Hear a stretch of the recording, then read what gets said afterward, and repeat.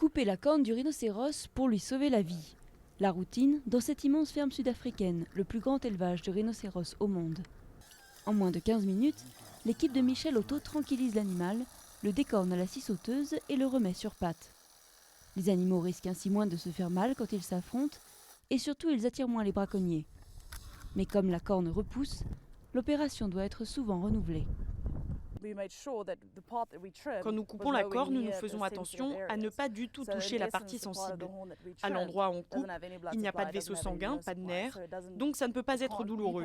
C'est comme se couper les ongles ou les cheveux par exemple. Des cheveux qui valent très cher. Comme les ongles des humains, la corne de rhinocéros n'est composée que de kératine, mais elle est très prisée en Asie où on lui prête des vertus médicinales. Sur le marché noir, elle s'arrache à environ 60 000 $ le kilo, plus que l'or ou la cocaïne. Le propriétaire des 1200 rhinocéros de la ferme, John Hume, se bat pour obtenir la légalisation du commerce international de ces cornes, interdit depuis 1977. Certains activistes affirment que si la vente est légalisée, l'offre ne suffira pas à alimenter le marché. Mais les éleveurs estiment qu'il est de toute façon impossible de tarir la demande asiatique pour l'instant. Ce n'est pas la demande qui tue les rhinocéros, mais la manière de répondre à cette demande. Nous alimentons la demande avec des rhinocéros morts. Pour ouvrir son ranch en 2008, John Hume a vendu ses hôtels. Aujourd'hui, l'éleveur dépense 150 000 € par mois, rien que pour la sécurité, des hommes armés aux équipements high-tech. Les cornes coupées sont pesées, marquées et mises sous scellés dans des lieux secrets.